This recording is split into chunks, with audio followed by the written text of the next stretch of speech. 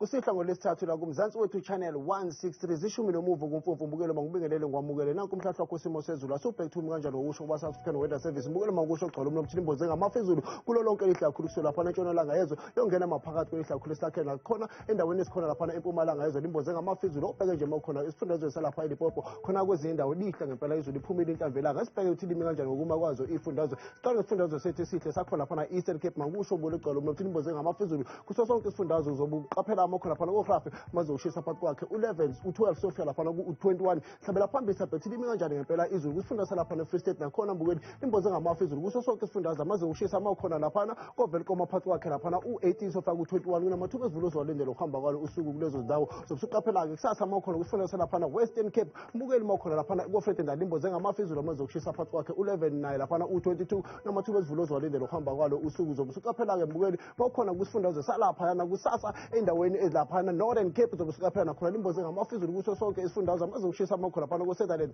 aphathi kwakhe lapha u6 no17 sibheke nje makhona lapha uKurumane nakhona imboze ngamafu maze ushisa aphathi kwakhe lapha u14 no21 mbukeli ngihamba nawe ngiyabheka ukuthi limi kanjani nje ngempela izulu endaweni esikhona lapha isifundazwe saseNorth West nakhona mangisho ogcwala umlomo mbukuthi imboze ngamafu isifundazwe sonke obheke nje makhona lapha kuRustenburg maze ushisa aphathi kwakhe lapha u17 naye lapha u31 kunamathuba esivulo zolendela uhamba kwalo usuku sibheka ukuthi limi kanjani izulu kusifundazwe sakhona la eGauteng mbukeli mangisho nakhona ogcwala umlomo ukuthi imboze ngamafu izulu kuso sonke isifundazwe yiba khona nakusasa lapha koFree maze ushisa aphathi kwakhe lapha u14 naye lapha u23 ngiyabheka nje mbuku ukuthi limi kanjani izulu kusasa kusifundazwe sakhona lapha eLimpopo makusho mbuku ukuthi imboze ngamafu izulu bese liba lihle kwezinye izindawo obheke nje iphumile inhlavelanga makhona lapha koMosini maze ushisa aphathi kwakhe u20 sofika lapha ku35 koThabazimba aphathi kwakhe lapha u19 naye lapha u25 imboze ngamafu izulu sibheka kusifundazwe sakhona lapha eMpumalanga nakhona mangisho ogcwala umlomo ukuthi imboze ngamafu izulu mbukeli kwezinye izindawo kanti iphumile inhlavelanga makhona lapha kuSikhukhuza maze ushisa aphathi kwakhe u18 naye lapha u34 ngiyabheka mbuku ukuthi limi kanjani nje izulu kusasa